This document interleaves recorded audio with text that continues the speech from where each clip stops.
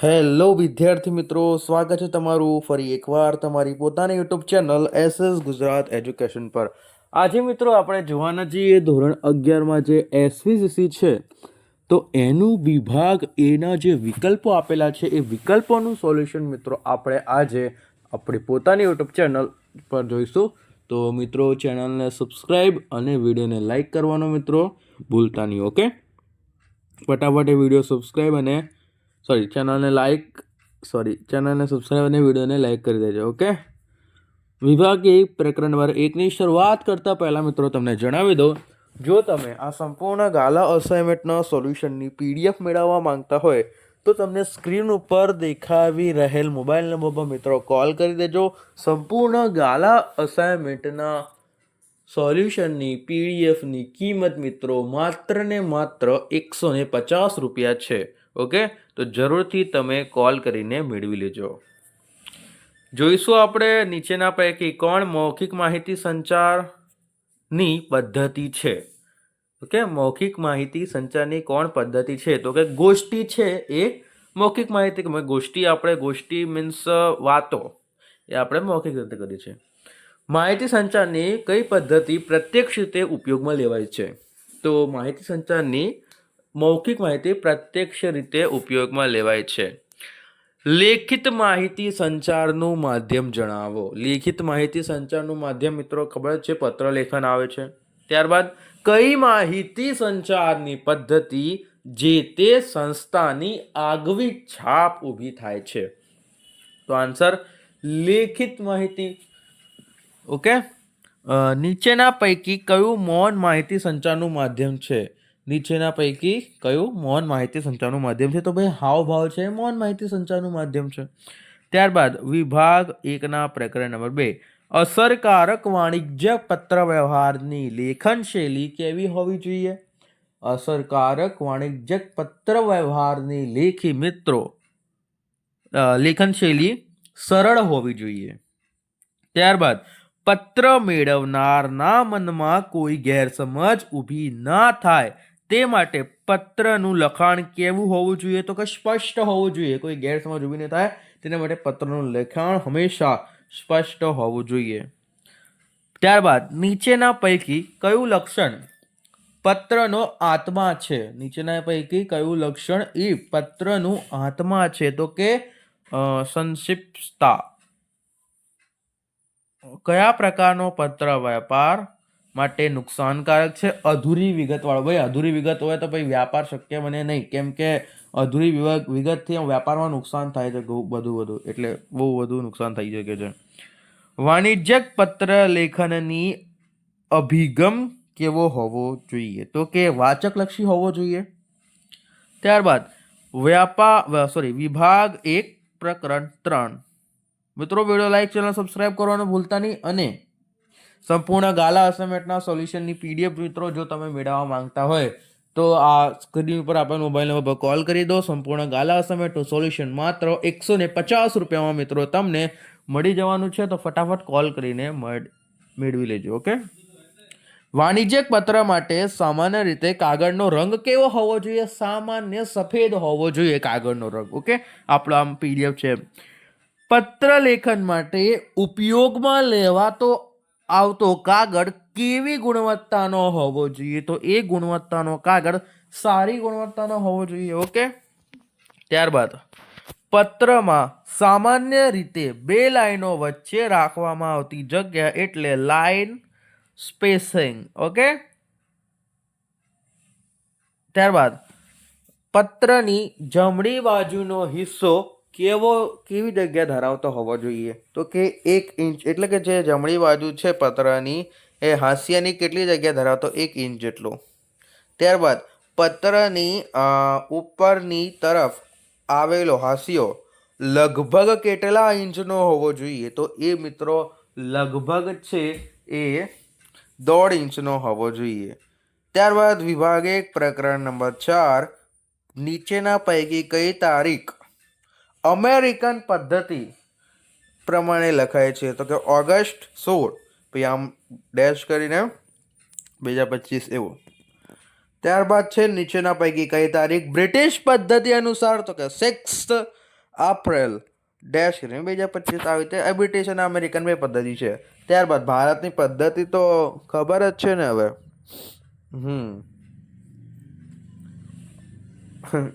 વાણિજ્યક પત્રના શીર્ષકમાં કેટલીક વાર નીચેના પૈકી કયો નંબર લખાય છે? પત્રનો સંદર્ભ નંબર. ઓકે. ત્યારબાદ નીચેના પૈકી કયું સંબોધન બ્રિટિશ પદ્ધતિ પ્રમાણે છે? તો કે ડિયર સર છે એ બ્રિટિશ પદ્ધતિ પ્રમાણે સંબોધન છે ભાઈ. ઓકે. ત્યારબાદ નીચેના પૈકી કયું સંબોધન અમેરિકન પદ્ધતિ મુજબ છે? તો કે ડિયર મેડમ અને પછી બે ડોટ એવા.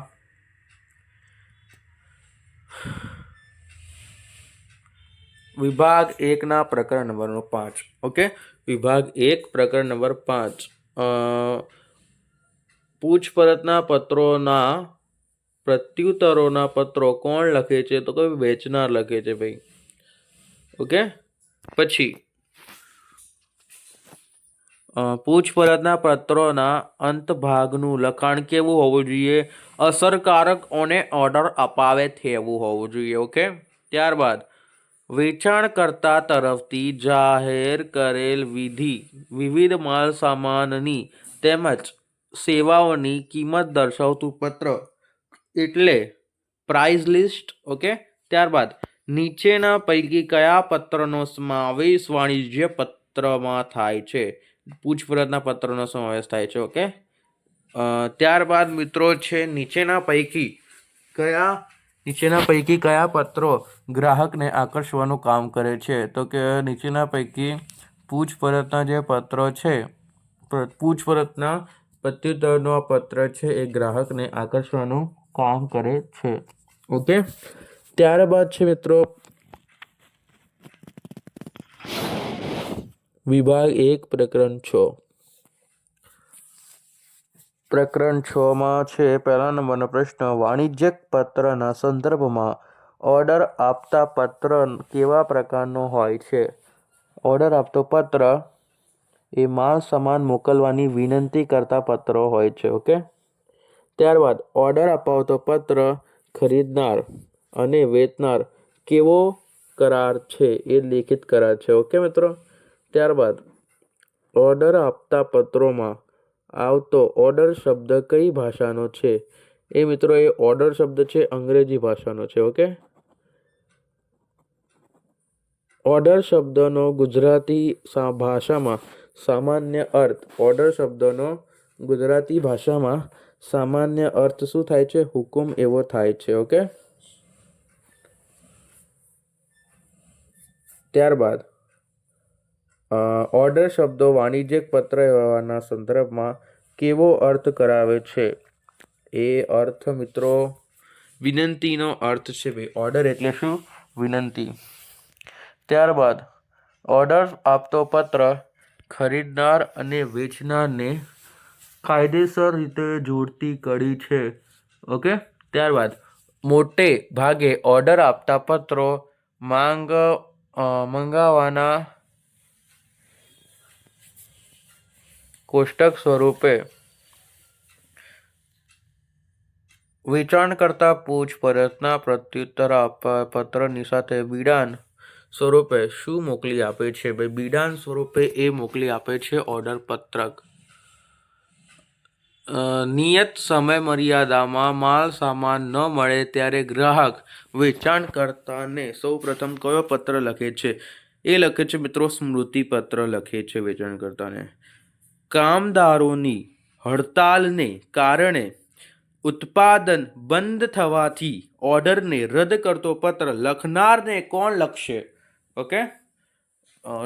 ઓર્ડર પત્ર બંધ કરનારને કોણ? તો કે વેચાણકર્તા ભાઈ.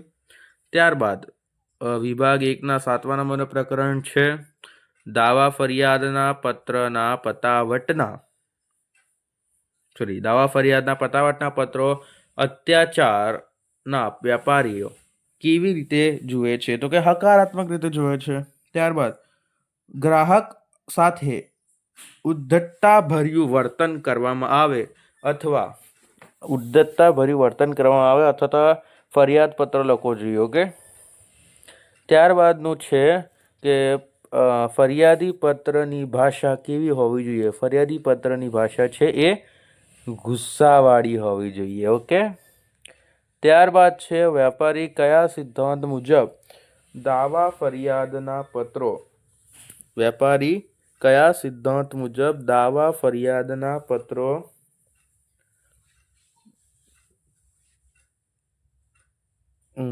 દાવા ફરિયાદના પત્રનો પટાવટ કરતા હોતા નથી?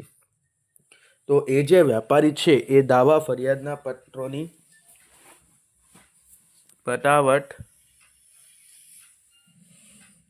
કરતા હોતા નથી. ઓકે, ગ્રાહકની સાવધાનમાં. ત્યારબાદ અગાઉના વર્ષોમાં દાવાઓ અને ફરિયાદો કેવી રીતે માનવામાં આવતા હતી? તો કે એ શિરદર્દ રૂપે, એટલે કે માથું દુખવું શિરદર્દ રૂપે માનવામાં આવતું હતું. ઓકે. ત્યારબાદ છે વિભાગ 2ના પ્રકરણ નંબર 1 BCCI નું આખું નામ. તો એનું આખું નામ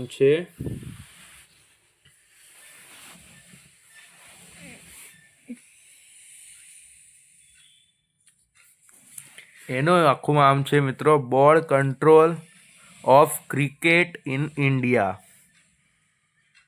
ઓકે, BCCI નું આખું નામ બોર્ડ કંટ્રોલ ઇન ઇન્ડિયા.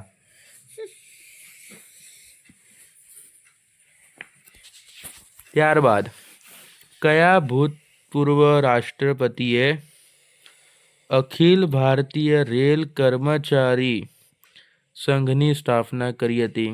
તો કે શ્રી VV ગિરીએ. ઓકે. ત્યારબાદ મિત્રો અખિલ ભારતીય રેલ કર્મચારી સંઘની સ્થાપના ક્યારે થઈ હતી? તો કે એ સ્થાપના મિત્રો 1912માં થઈ હતી. ઓકે. ત્યારબાદ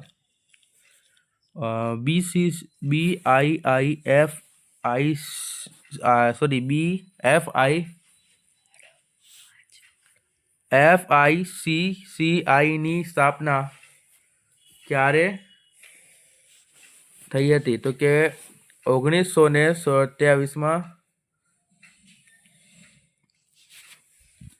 થઈ હતી. એ નીચેના પૈકી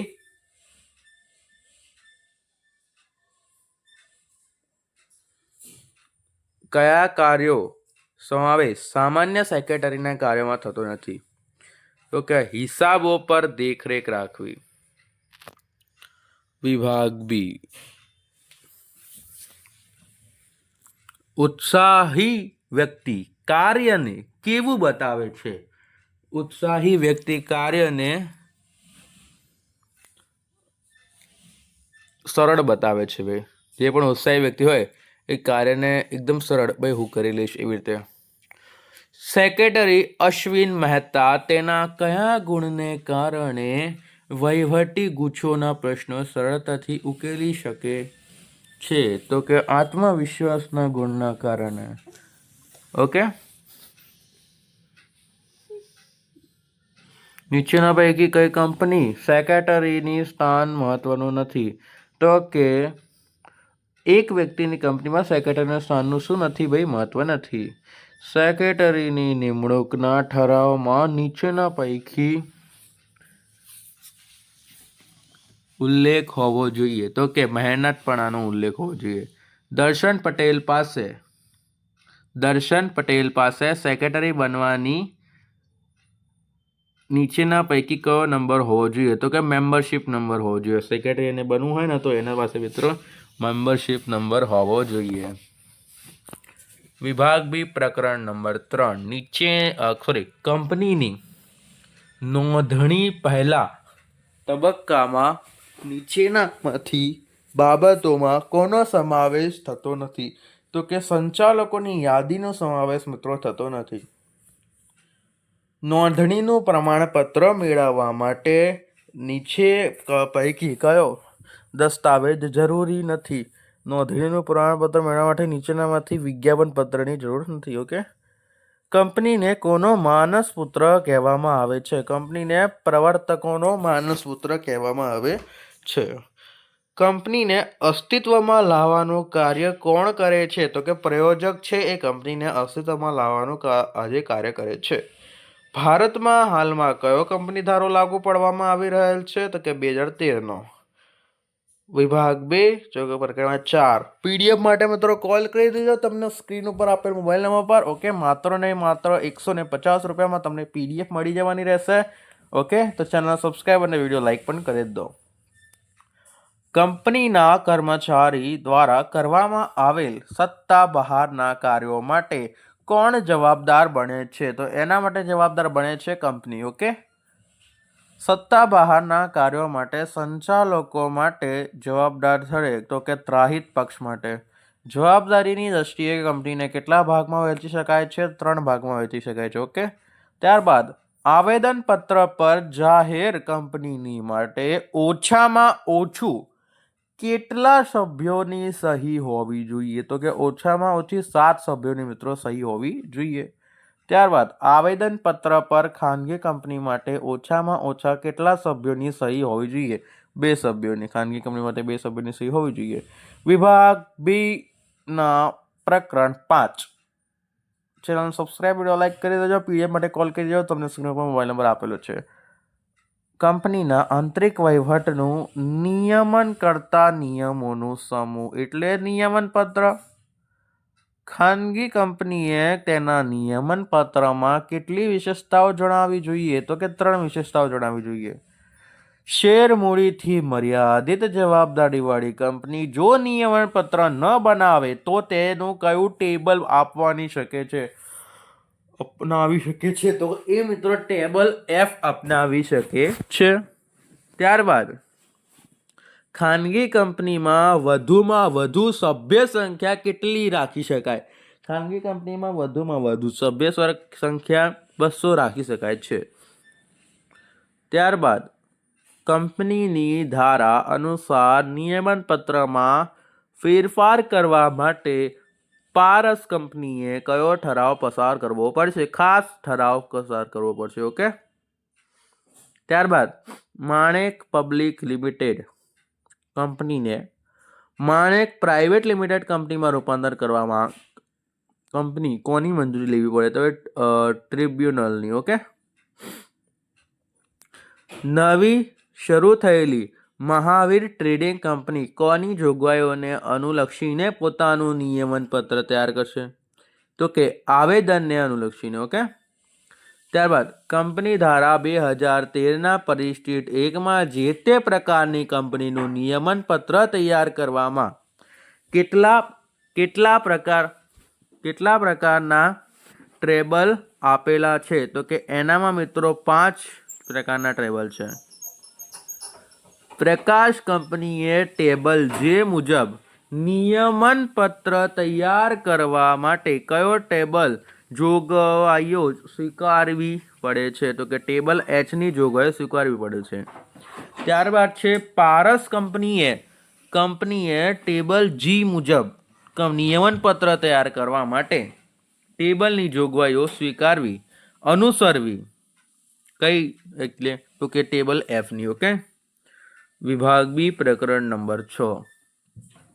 મિત્રો જો તમે આ સંપૂર્ણ ગાલા અસાઇનમેન્ટના સોલ્યુશનની પીડીએફ મેળવવા માંગતા હોય તો તમને સ્ક્રીન ઉપર આપેલ મોબાઈલ નંબર પર કોલ કરી દેજો. ઓકે.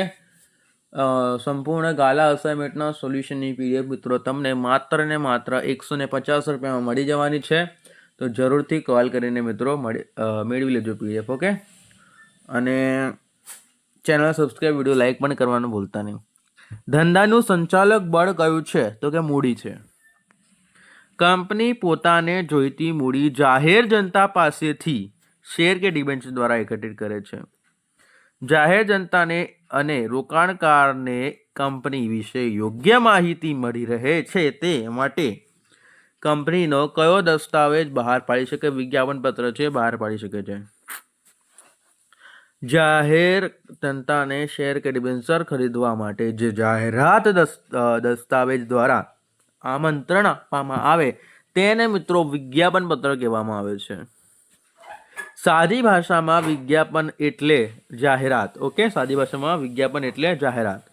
ત્યારબાદ ભરણાની રકમ મળે તે કયા જમા કરાવવી પડે? તો કે મિત્રો એ છે એ અલગ શિડ્યુલ બેંકમાં અલગ ખાતું ખોલાવીને જમા કરાવવી પડે છે. ઓકે, ત્યારબાદ ખાનગી નિયુક્તિમાં ભરણાની ફાળવેલી કેટલા દિવસમાં કરાવવી પડે? ઓકે, ખાનગી નિયુક્તિમાં ભરણાની ફાળવણી કેટલા દિવસમાં કરાવવી પડે? તો કે 60 દિવસમાં. વિજ્ઞાપન પત્ર છપાવવું જરૂરી નથી. ઓકે, ત્યારબાદ સંચાલકોની દીવાની જવાબદારીમાં શું થાય છે? થયેલ ખોટ ભરપાઈ કરી આપવી પડે છે. ત્યારબાદ છેલ્લો પ્રશ્ન છે, ખાનગી નિયુક્તિમાં બહારની કેટલી વ્યક્તિઓને પ્રસ્તાવ આપી શકાય છે? 50 વ્યક્તિઓને છે એ પ્રસ્તાવ આપણે આપી શકીએ છીએ. ઓકે મિત્રો, અહીંયા વિડીયો પૂરો થાય છે. વિડીયો ગમે તો વિડીયોને લાઇક, ચેનલને મિત્રો સબસ્ક્રાઈબ કરવાનું ભૂલતા નહીં. અને જો તમે સંપૂર્ણ ગાલા અસાઇનમેન્ટના સોલ્યુશનની PDF મેળવવા માંગતા હોય તો કોલ કરી દેજો. તમે 150 રૂપિયામાં તમને મળી જશે. ઓકે, તો મળીએ નેક્સ્ટ વિડીયોમાં.